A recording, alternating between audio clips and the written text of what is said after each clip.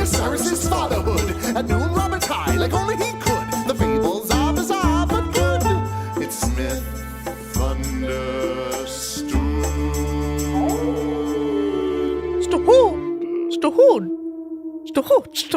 Oh, wandering Sarah Bird entered. Hey, thanks for listening to another episode of Myth Understood with me, Paul Bianchi, and her, Sarah Oliver. Yep. Yeah. Yeah. Sarah, I have not left my house for a while, which is, I think, that's the point of this time in life. Yeah, sure. It's unheard of, I guess, in 2020. But I felt particularly cooped up recently because I have been experimenting with the wide world of sexuality that exists. Sex toys. And boy, I've tried everything. I have.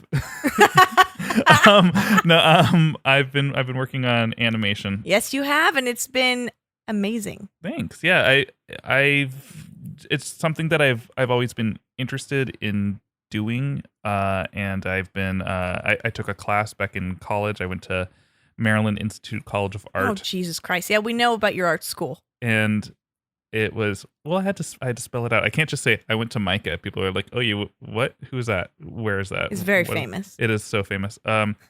But I took one class on After Effects, like 10, 11. I don't know how long. Before or after you took a class in tarot? Probably the same semester. Hell yeah. And but I remember I think I told you about how like there was a class on like studying tea, and my mom was like, "You can't take that class. Like we won't pay we will for take money away from you."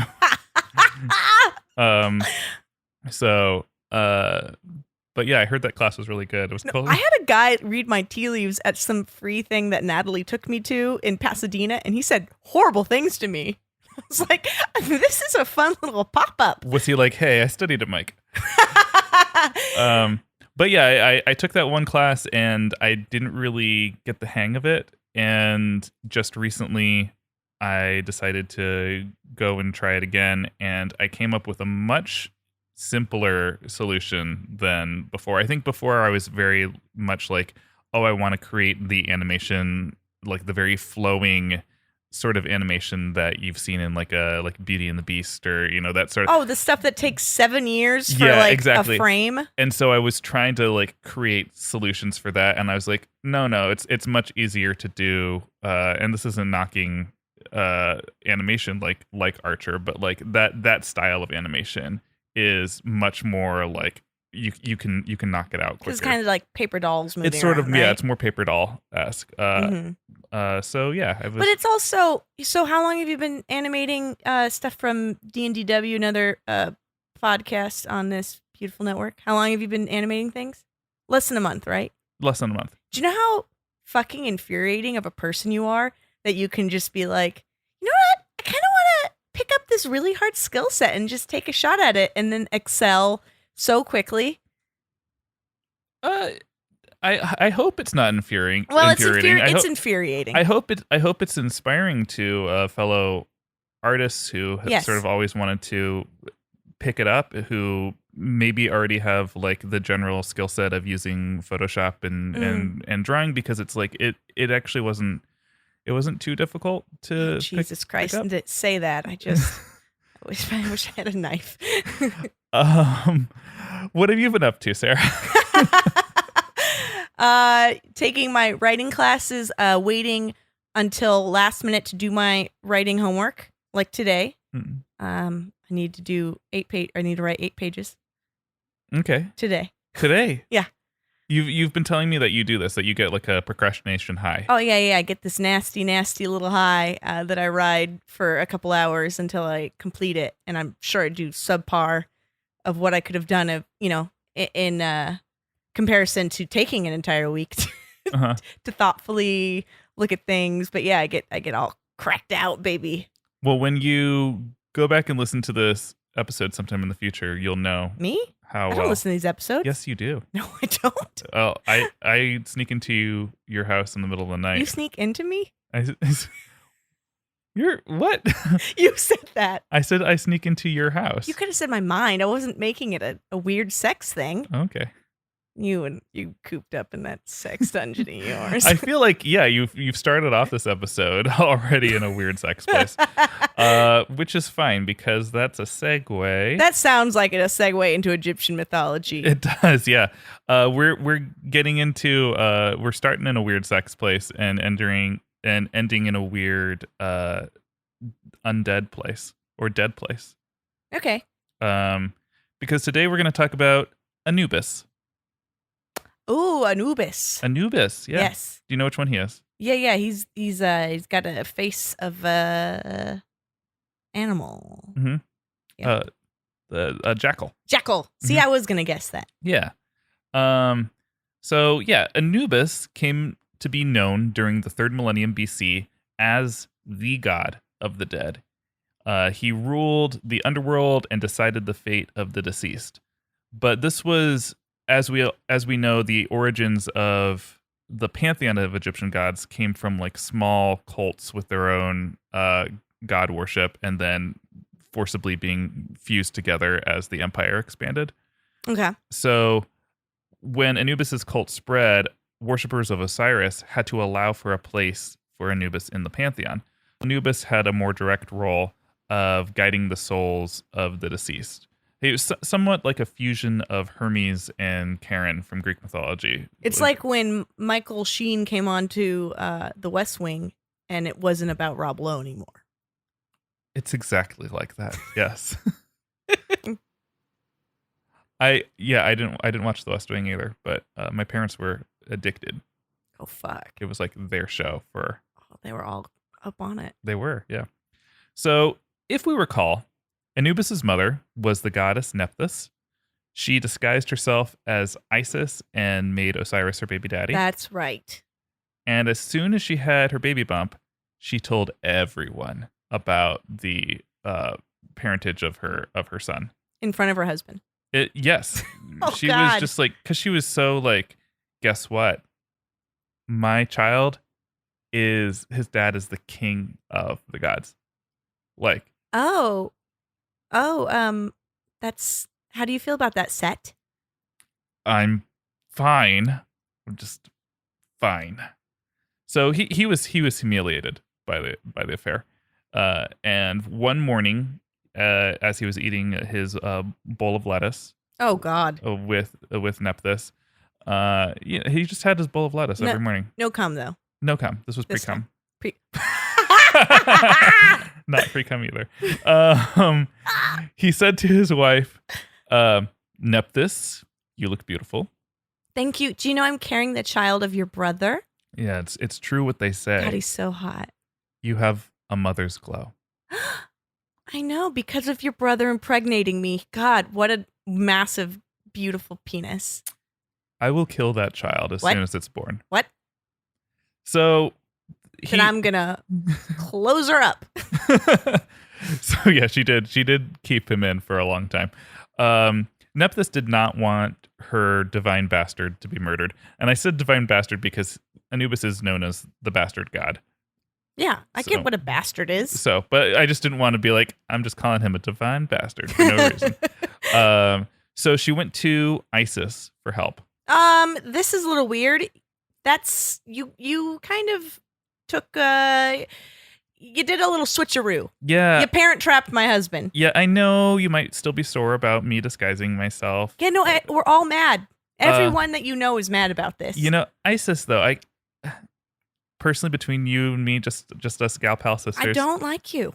I can't believe he fell for it. You're so much better at disguises than me. I am. I've got a whole closet. Your old disguise woman, for instance, is top notch. Yeah. Are you wearing it right now, or is that just? Excuse. Sorry. Oh, Ooh, you asking for a favor? I did. I do. Since you did such a good job keeping Horus from being murdered by Set, Yeah, I lived in a swamp, bitch. can you help my unborn son, who's also your nephew, but also sort of your son, and Wait, maybe what? your How? cousin too? Oh, We're very inbred. you're wearing pretty inbred, yeah. Isis says she'll think about it. I'll get back to you. I've got BRB, bitch. I've got my hands full with Horus and Set trying to kill each other. I got Grubhub on the way, baby. She's got Grubhub coming. She ordered Panda Express. Talk to me after I snack. And Nepthys is like, okay, cool. Yeah, I get it. I'll figure it out. Luckily, I mean, you said it. Isis Was hangry. I knew it. you knew that Isis was hangry, and you knew that Isis mentioned that she hid out with Horus in the swamp. And Nepthys is like, yeah, that's right. I should go to the swamp. That's where Set doesn't look for some reason. And so she goes there. She gives birth in the woods. Well, not the woods, the swamp. Just Ugh. like terrible place to give birth. Mhm. And when her baby boy is born, unlike Horus, who was as a child, like looked exactly like a child, I thought he was still a bird boy. he only becomes a bird boy when he enters his adult form. Oh. There's like child Horus, who's like worshipped as this like separate god, who's Okay. like baby looking, a little cherub. Eek. Puberty did him raw. Yeah. Can you imagine just like all the other boys just being like, oh, you guys, I just got my first facial hair. He's like, I got a feather. My balls dropped and my beak exploded out in my face. So when Nephthys' son is born, he's born with the head of a jackal instead. And this is surprising to her because Neph, a human man, Yeah. she avoided having sex with Set, who's got the head of an unknown animal. Unknown, yes. Yeah. And so she sort of expected her son would look normal. But he straight up comes out jackal-faced. Jackal-faced, yeah. Okay. And she's like, oh, what a weird looking kid. You know what I'm going to name you? I'm going to name you Anubis, which, according to some Egyptian texts, is rooted in a verb meaning to putrefy. So not very... A mother's love is not prevalent right away, I guess. One might even question if there's a mother's love at all. Because you know how Isis raised Horus in secrecy in the swamp? Not Nephthys. Nephthys goes back home. She flies him around like a flag. She Got an ugly baby here. She does not take her baby with her. Oh. She abandons her baby boy in the middle of the swamp. She's like, he's a little godchild. He'll be fine. He'll be fine. He'll be fine. Nope. He's got a jackal head. Yeah. I mean, my work's here's done. Mm-hmm. I pushed a jackal baby out it and to the swamp with you. Well, stay in the swamp with you. When she gets back to Set's house, or her house with Set, Set finds that she is no longer preggers, and he's like, Boing. What's up with that? What happened to your baby? And Nephthys very astutely replies, well, I don't know what happened with my baby. What happened to you sexually assaulting your nephew? Does she say that back? I mean, she shuts him up somehow. So I was like, yeah. They're a very toxic couple. Mm-hmm. Well, so far they are like the villains of this land. Yeah, that I'm seeing. Yeah, mm-hmm. Yeah. They're Lannisters. There you go. Yeah, they are. Mm-hmm. If Jaime Lannister were a hippo, sometimes. Maybe Better for his next show. role. Better show. Yeah. Better fucking season 8, right? Right. So Isis goes for a stroll in the swamps to clear her head. Yeah, of course. She's probably also going to visit her scorpion friends. Yeah, there they are. We are the scorpions. We are scorpions. Oh, shoot. We are out of sync again. We practiced They just start for her. stabbing each other with their little tails. Guys, settle down. On her way, though, she comes across Anubis. Anubis, a creepy Tim Burton drawing of a jackal-headed toddler standing naked in a clearing. Isis She runs. Isis sighs. She's got a beautiful heart Yeah, and she knows does. immediately who he is. She decides to raise him secretly and protect him from Set. Aw. Again, this gets a little Moses-y, right? Yeah. Okay. Anubis is so grateful for her care that once he is grown, he swore to always protect Isis in return. Oh, well, we needed that a little earlier. I was getting decapitated last a couple episodes ago. In certain imagery, he's depicted as a dog standing vigilantly at Isis's side. And in some versions of this myth, Anubis is born. I just said born really weird. Is born. In some versions of this myth, Anubis is born much earlier. So it's Anubis that helps Isis find the scattered pieces of Osiris. Then he embalms Osiris to keep him fresh for the ritual of his rebirth. Okay. Yeah. So he's a little helper. He's a little helper. Yeah. He's known as the bastard jackal god of mummification, which is such a long title. Ooh. It's like, yeah, it's what he's god over. Osiris isn't going to do it. He's got an undead kingdom to rule, and along with Anubis, allegedly. Oh, yeah, not in like big pantheon Egyptian mythology. What's canon? Canon is Osiris is the ruler of the underworld, and Anubis is his right-hand man. Jean Grey, alive or dead? Jean Grey is dead. Oh, fuck. So jackals are known to linger near graves, and were known specifically in ancient Egypt to linger around graves because they would dig them up and eat the human remains. I get it. Which is one of the reasons that Egyptians began to make tombs in the first place. Embalming and mummification reduced the odor of decay, so it would also keep the jackals from finding where they put their bodies. But jackals would still hang out around the tombs like puppies begging for scraps. You just give me a liver. Yeah.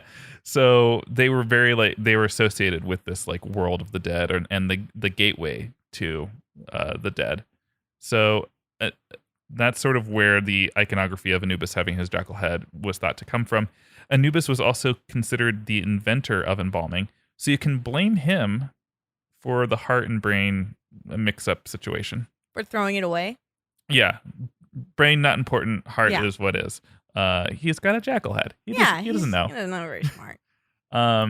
In spiritual practice, he overlooked the embalming of deceased bodies and ensured that it was done correctly or to his liking. Embalmers, that looks nice. Embalmers would cover the bodies of the dead with herbs and plants because they believed that Anubis would sniff bodies before mummifying them to make sure it was done right. That's creepy. Mm-hmm. That's creepy to imagine. Yeah. Because he's on his hind legs. I saw on one of those like channels that like talks about horror movies so that I don't have to watch them. Yeah. Which is and I like to see a horror movie where a bunch of people get stuck in a tomb and are hunted down by Anubis. What? Really? And I sort of want to see it. What country was it made in? I don't know. It doesn't sound like anything made here, right? I don't know. I just have seen it was in my memory it's animatronic, but I think it's CG of like Anubis like emerging from the shadows, like trying to stalk and kill someone. That's fun. I mean, I love The Mummy. Mm-hmm. Brendan Fraser, not the Tom Cruise one. You like your Brendan Fraser. Who doesn't? Hubba, hubba. So there's he would also perform the opening of the mouth ceremony. Go on. Well, what do you think it is from that? Does someone pry open your mouth and shove stuff down your throat? Pries open your mouth, does not shove anything down your throat. Rips stuff out of your body. No, just prying open your mouth. How fun is that? As you can imagine, when someone dies, rigor mortis sets in. There's tools involving opening a dead body's mouth, and they would do this ceremony to allow the deceased to be able to talk and eat in the afterlife. So your mouth is forever pried open? Mm-hmm. That's not how I want to be remembered. Well, just give me like a sly little smile. Well, a little Mona Lisa smile. There is evidence of this ritual from the Old Kingdom to the Roman period. Special tools were used to perform the ceremony, such as the carjack, also called the ritual adza, an arm-shaped ritual censer, a spoon blade known as a peshakaf. A spoon blade. A spoon blade. Okay. And a serpent head blade, and a variety of other amulets. Once they were in their tomb, a calf's leg was also held up to the lips that were painted on the coffin. Sort of like a, see, remember food? Yum, yum. This seems like it took like a month to bury someone. Oh, yeah. It was a process. This is like what full-time everyone did. Was just be like, oh, another relative hit the dust. Let's do it. Yes. Yeah. All right. Well, they also didn't want too many people to be fully processed through death at the same time because they knew that the gods had to like take them one at a time. So it's because it's a whole thing. Yeah. Because after embalming, Anubis was responsible for making sure the journey to the underworld went smoothly for the deceased. Wait, what? That's a whole. We just did that episode. Yeah. There's a bunch of Drew Barrymores to help. That's for the pharaoh. Because remember, the pharaoh gets to ride through on Ra's party boat, but a regular Egyptian citizen has to go on foot. Oh. And so Anubis travels with them to guide them through the Duat to Osiris to judge their souls worthy of an afterlife in Sekhet Aru, the heavenly paradise also called the Field of Reeds. Yeah, I know about the Field of Reeds. Yeah? Yeah. It's where a bunch of men named Reed hang out, right? Yeah, the Field of Reeds. Yeah. I know two in my life. Reed Burkett? Reed Burkett. Oh, the other Reed. And the other Reed. What's his last name? Nice Wonder. Yeah. Mm-hmm. Okay. I think that's who I know too. Yeah. And they're waiting for us in the afterlife. Oh, and I know three Reeds. I know Reed Bryce too. Oh yeah, Reed Bryce. Okay. So anyway, everyone just quickly on their computers at home, like, who are these Reeds? Anyway, but it's Reeds, the plant. So if providing a soul wasn't immediately obliterated at Duat's front gates, remember that was there's an like option? a laser, evil eye laser. Yeah, thing. And that would only happen if they were innately evil. And then following that, if they weren't burnt by the lakes of fire that burn sinners. It's not a lake if it's fire. Mm-hmm. Sorry. I just want that on a shirt now. Quote from Sarah Oliver. It's not a lake if it's fire. Or destroyed by the roving demons that swear allegiance to Apophis. Anubis will guide that soul to the hall of Ma'at in Osiris's palace. Of Ma'at? Ma'at. For celestial judgment. Here, their purity would be the determining factor in whether they would be allowed to enter the kingdom of Osiris. Jesus Christ. I'm dead. I'm tired. I've swam through what you call a lake.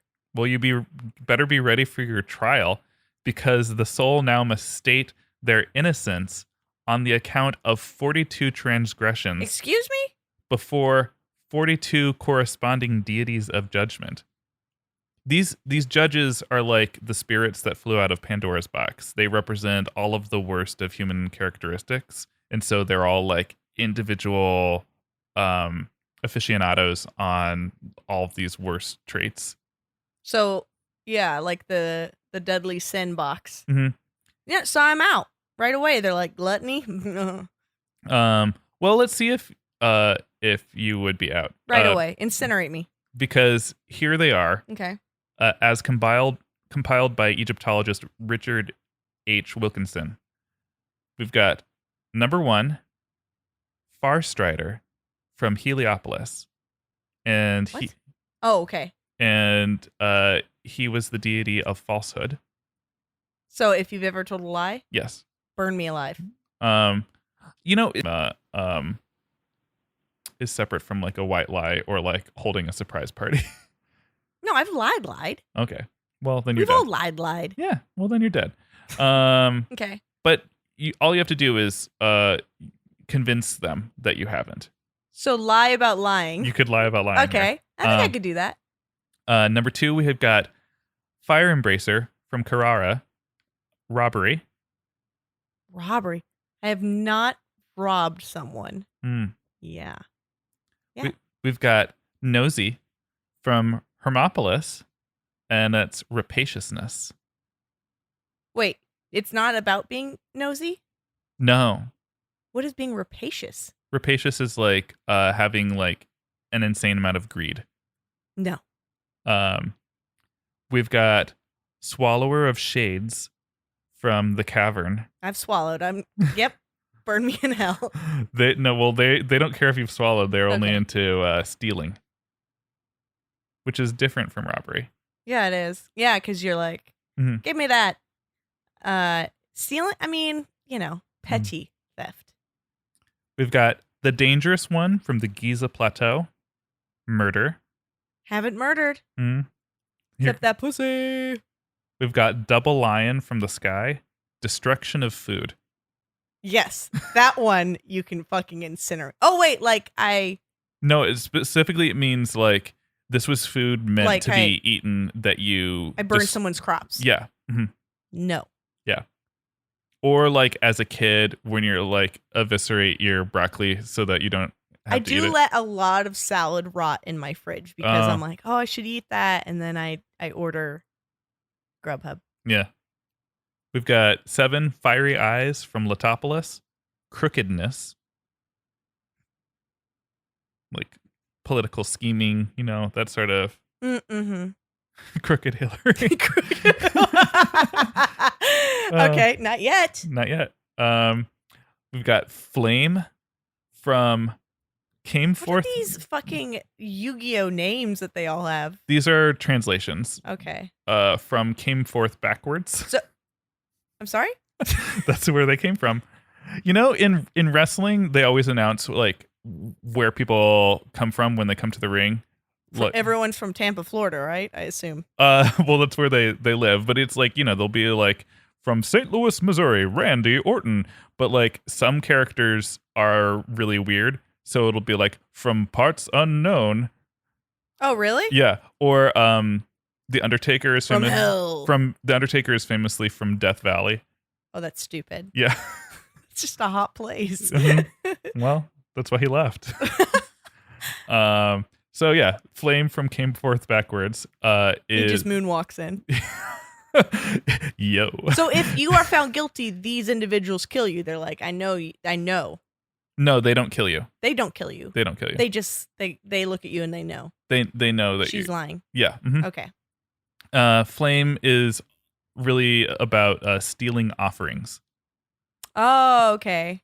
So if someone was like, I sacrificed this lamb for the god, and then someone else is like, I could put that on the spit tonight. Yeah. Or if you've ever like picked a coin out of a fountain. No, I don't do that. Someone's wish. Uh, I'm a monster. Bone breaker from Heracleopolis. Lying, which is different from falsehood. Wait. Okay. Lying is I would say falsehood is more about a general identity, and lying is like individual lies. Okay. Yeah. So yeah, lying. I've lied. Green of flame from Memphis, taking food. But mostly I've lied to my mom.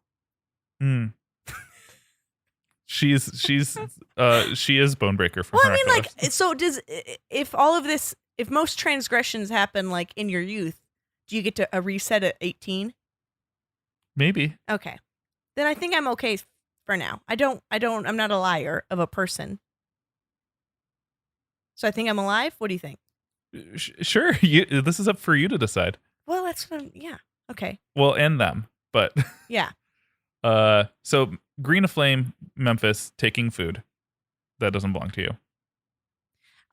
I will say this. I linger at a snack table at a party. Okay. I kind of hover. You of the cavern from the west, sullenness. I feel like I'd be out at sullenness for sure. Oh yeah, you're just exploded into dust. White of teeth. Thank you for noticing. Yeah. From Phiam. Transgressions. Well, that's broad. It is very broad. I've committed no transgressions. Blood eater from the shambles. Killing a sacred bull. Ooh, wait, let me think on that. Eater of entrails from the House of 30. There's one guy who just has like a nice Zoom smile and Zoom whitening smile, and there's another guy who eats entrails next to him. I think white of teeth might just look, his teeth might look really white next because he's sitting next to Blood Eater. Yeah. And Eater of Entrails from House of 30, which sounds like a VH1 show. Yeah. I can't believe I'm 30. I'm still horny. Perjury. Haven't done it. Lord of Truth from Maati, stealing bread specifically. Wait, what? There's people for lying and it's not Lord of Truth? No. He's for stealing bread? Wanderer from Bubastis, eavesdropping. No, I don't think I'm not good at eavesdropping. Pale One from Heliopolis, babbling. Oh, I'm dead. Doubly Evil from Anjet, disputing. Well, like with a corporation on the phone? Shh, don't dispute with me. You saw me in the T-Mobile store the other week. Wemity Snake. I'm sorry? Is that one of Bugs Bunny's arch nemesis? Yeah. From the place of execution, adultery. Haven't done it. See whom you bring from the house of men, misbehavior. So guilty as charged. Over the old one. What? From what? So someone like leapfrogging an old person? Uh-huh. Sometimes these names are like literally they're like identifying a person on a wall of hieroglyphics. So like it's like, oh, this is the person who's over the old one. They're from Amau. They're for terrorizing. Yeah, again, as a child. Mm-hmm. The Demolisher from Zois, transgressing. No. You can't just change the tense. Disturber from Wirit, being hot-tempered. No.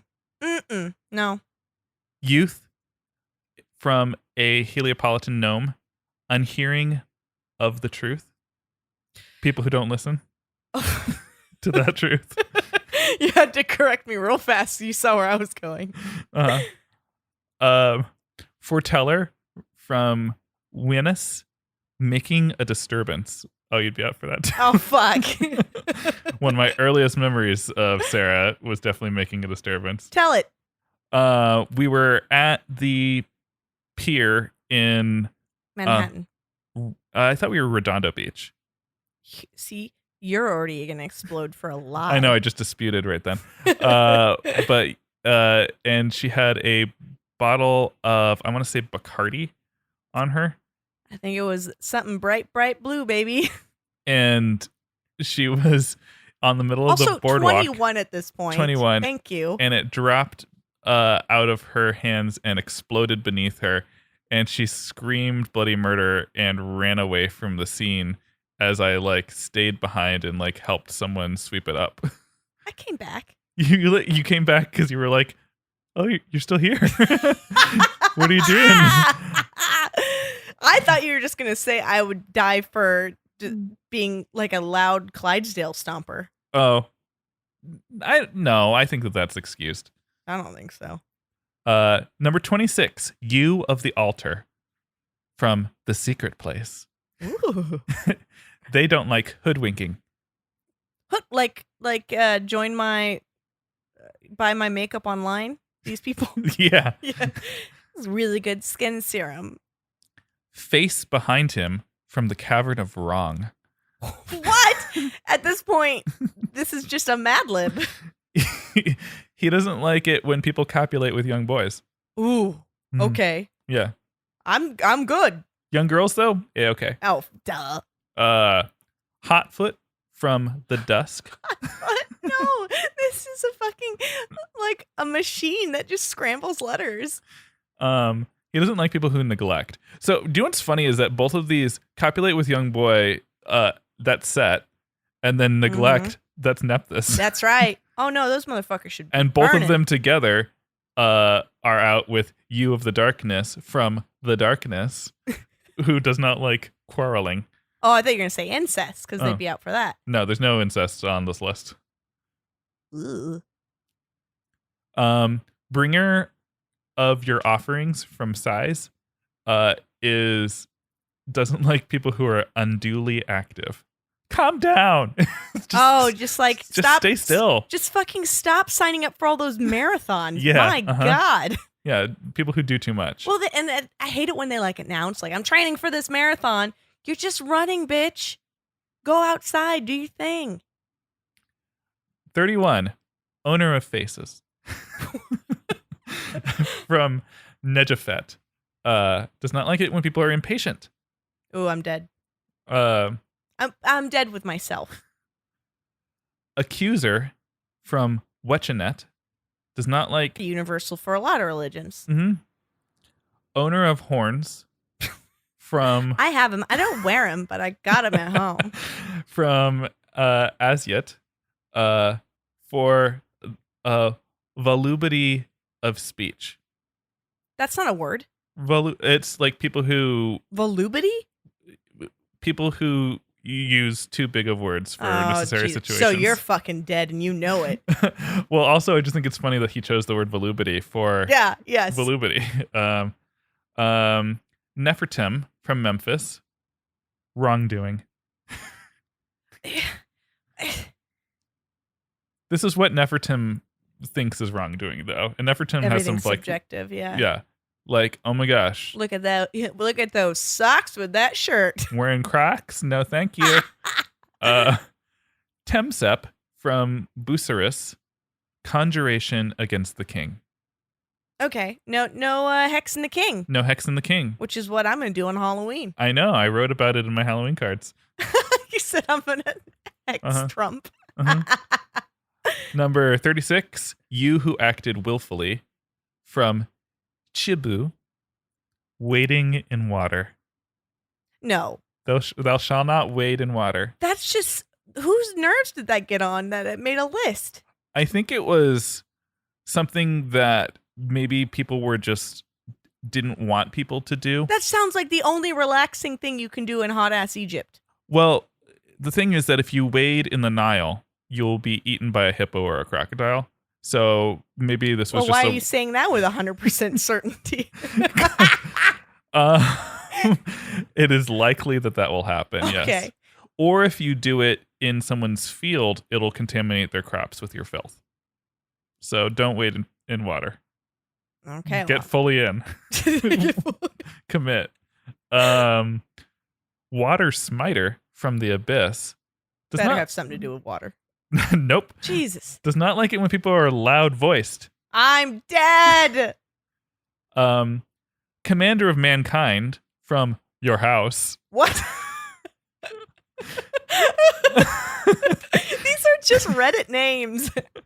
Does not like it when you revile God. Revile him? Yeah. Okay, so blasphemy. Don't hate him. Don't hate your God. All right. Bestower of good from the harpoon gnome. What? From where? The harpoon gnome? Gnome, yeah. The gnome that of ancient Egypt, one of the regions called the harpoon. Okay. This one, they don't know what it is. It says doing, I don't know. It's probably just like standing still.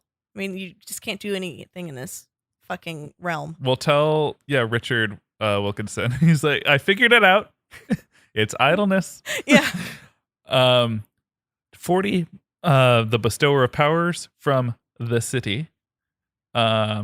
Making distinctions for self.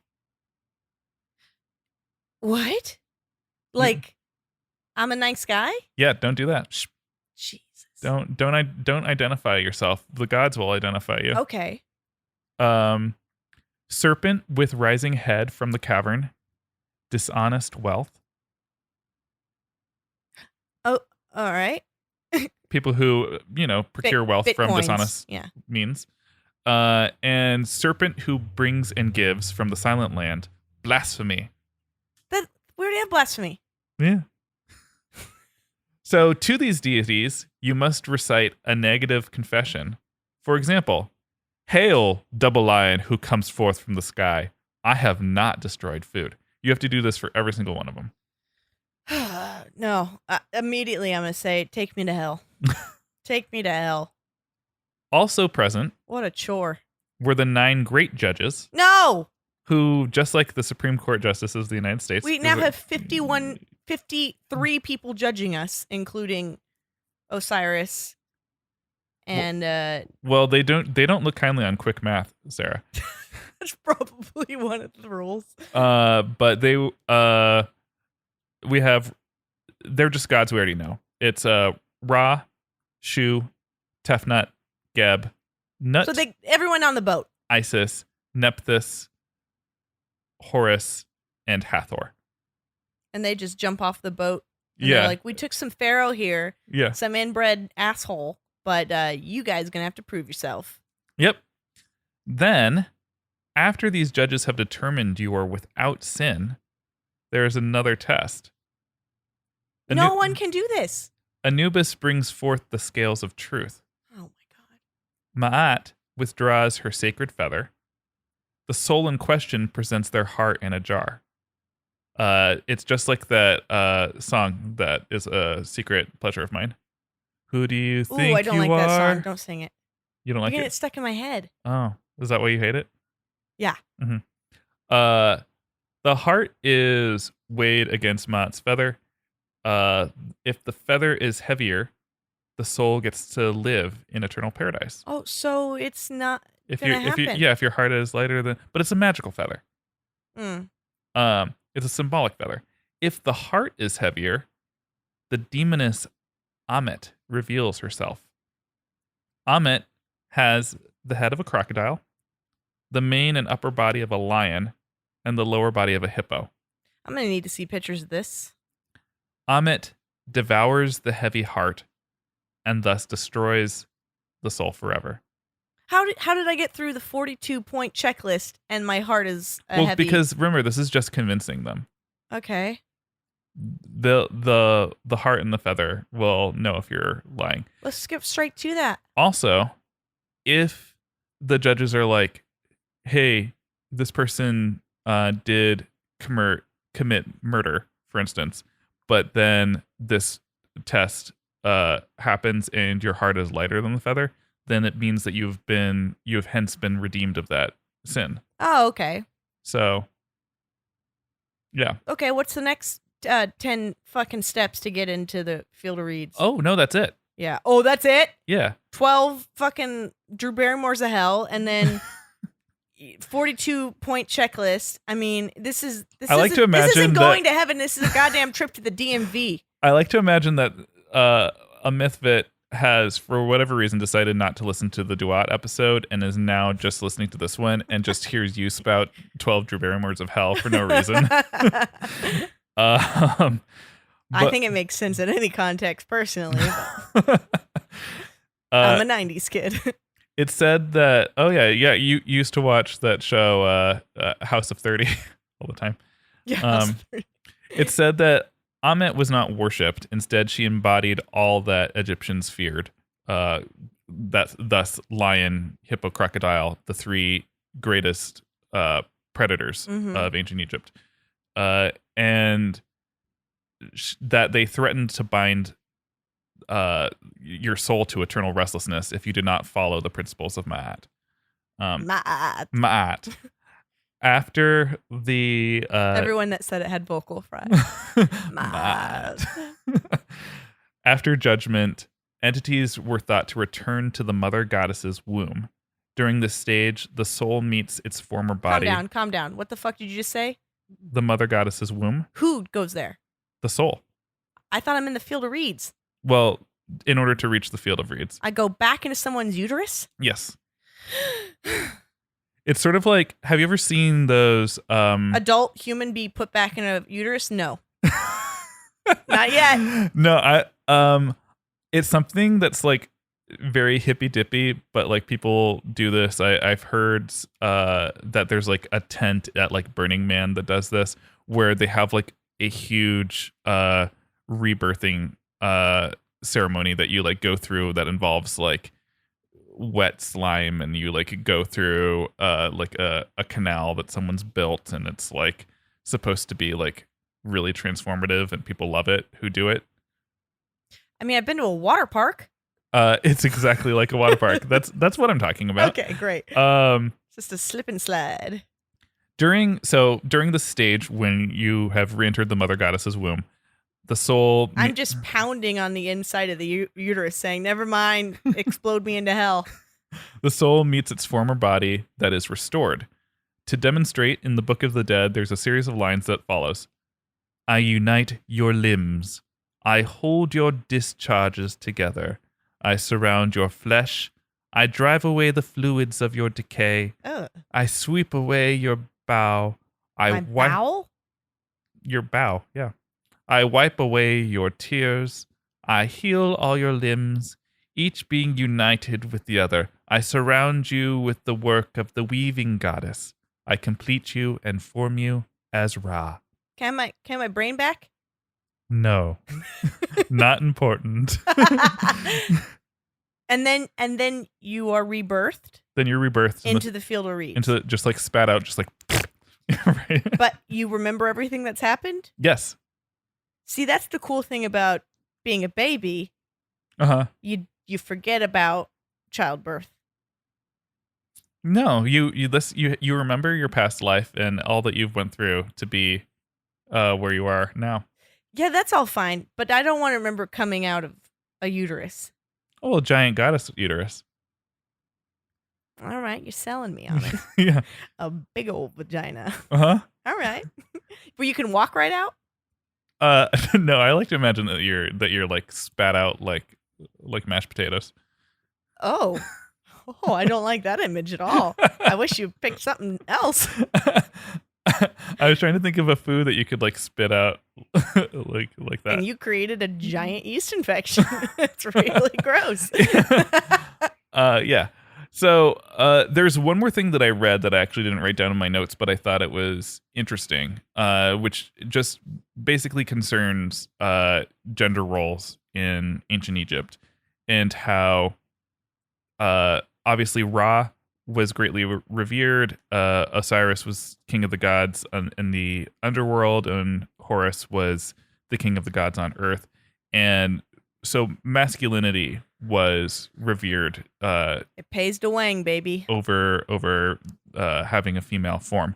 And thus women who died, who had the nobility or enough power to end up with a nice coffin, would masculinize their image on the coffin. They would have a sometimes an erect penis, sometimes write the name Osiris above their name as like a masculinized form of their name. And this was thought to make them more revered in death, was having a more masculinized form. And so as I say that passage from the Book of the Dead of you're reborn as Ra, it's like women are reborn as men. That's great. And that goes without saying, but I'm going to say it. Mm-hmm. You need to put an erect penis on my casket. Yeah, of course. Okay. All right. Already ordered. I know. Because your death is approaching. I know. So yeah, that's it. That's Anubis, and that's the Trials of the Dead. Time out. That's it. What happens when you get to the Field of Reeds? You hang out. It's just you hang out with Reed Nicewinder, Reed Bryce, and Reed Burkett. It's just a grassy area. You stand around. Well, yeah. Well, it's also the kingdom of. It's Osiris's kingdom. So there's stuff to do. It's not just grass field. Yeah, but it's I'd rather be incinerated.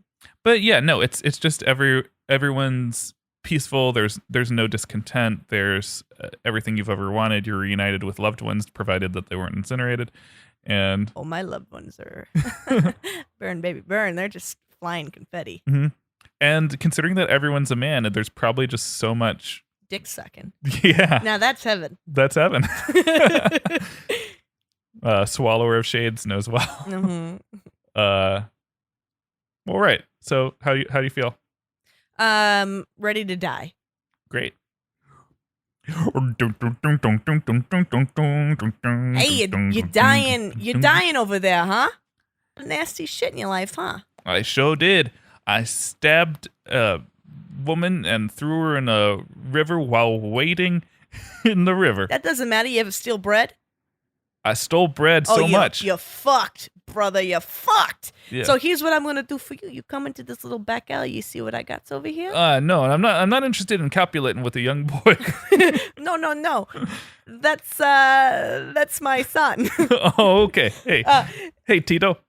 Yeah, that's my son Tito. And what he's got going on here is he's got some paper hearts he made at school. You ever hear about having a light heart? Yeah, I thought it was like a metaphorical thing that the feather has no real weight, but Bam! Ow, my Slap face. you across your stupid fucking face. Of course it's a real heart. Yeah, Tito, why'd you slap me like that? My kid doesn't take shit from nobody's. Okay. So if you don't want to get incinerated in the 45 levels of fucking hell, if you don't want no Drew Barrymore bringing you down to a lake, Oh, don't say the terrible one's name. if you want to get through and you want to get yourself a penis out of, raw style, if you want to get raw dogged, Oh, okay. you come here, you give me all of your monies. Uh-huh. Drachme? I think that's what we used back then, because we hanging out with the Greeks at this point. So you give me your drachme, and my son gives you one of his paper hearts he made at school. Well, I don't know. This seems like you might be accruing some immoral Tito, wealth here. hit him! Ah, my face again. What a strong son you have. That's right. He's my muscles. Got And it. he's very artsy-fartsy. Look at these hearts. These artsy fartsy heartsies That's are right. beautiful. Tito, punch him! Oh, That's too much rhyming. That's one of the layers of hell that yeah, you I forgot. get That's one of the incinerated principles for. of the Mott. That's the That's one right. that's the one that Richard Wilkinson didn't know. That's what he's like. We don't like too much rhyming down here. Well, that was fun. I like being a couple of wise guys with you. So yeah, that was everything in that one has to endure when they die in ancient Egypt. It's terrible. It's a lot. More or less than Christianity right now. Oh, I don't know, but definitely less than the Greeks seem to have going on for you. What? Do you think it's easier to get shot out of a goddess vagina in?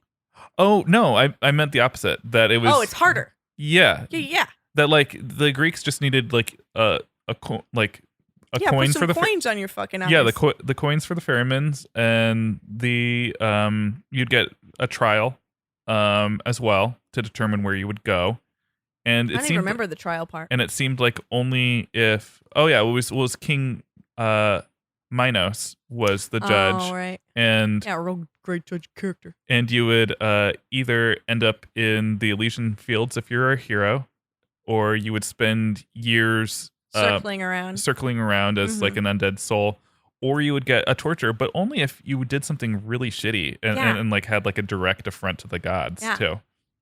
Yeah, I mean, it seems like. And even then, Tantalus like avoided it somehow for a while. But laws like going into the afterlife, laws of ye olde day was essentially how they like enforced any sort of moral code. They were like, because it could be real bad for you later, So I guess the Egyptians probably had better behaved citizens. Yeah. Well, and I think that it also was, laws are also a way of reinforcing hierarchy too. So it's like I'm sure these pharaohs, it's like, hey, the story is they get to ride on this boat all the way to Osiris, and they were free from a lot of the rules that they enforce upon their populace. Which is where maybe the Greeks had the upper hand there, because even their kings and queens in their myths were like, hey, you don't take the gods, you don't be bragging that you're better than a god, because we'll kill you. Yeah. You don't be having sex with a bull. With a bull? Yeah. Yeah. That queen did that. No, I thought I just wasn't sure if you said bull or boys, because given our previous Matt principle. Yeah, no, I think. But you were allowed to do that in ancient Greece. Yes, you are. In fact, you're encouraged. You actually went to hell if you didn't. Yeah. Anyway, that was our episode. We'll end on that joke. So yeah, if you somehow want to follow us after that, you can find Sarah on social media at the Sarah Oliver, And you can find him at the Paul Bianchi. and you can find us at _mythunderstood, and you can find our parent network at It's Dragon Wagon. That's right.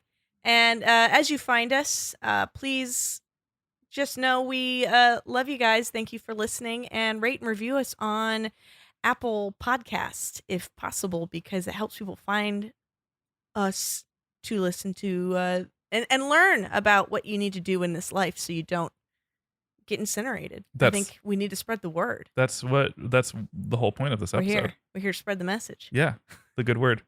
We're ancient Egyptian religion people. I made fun of you earlier for how wordy you are. All right, night. Night.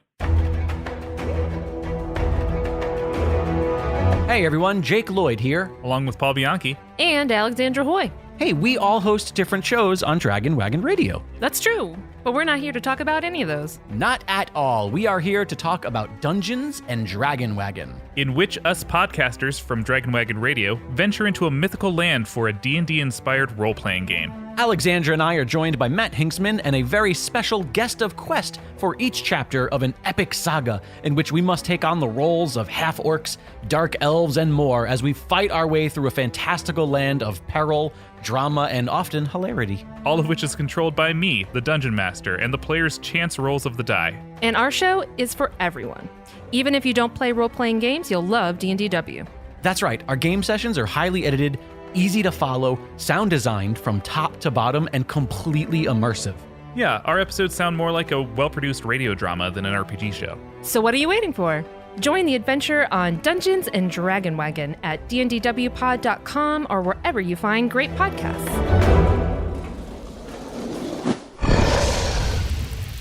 It's Dragon Wagon.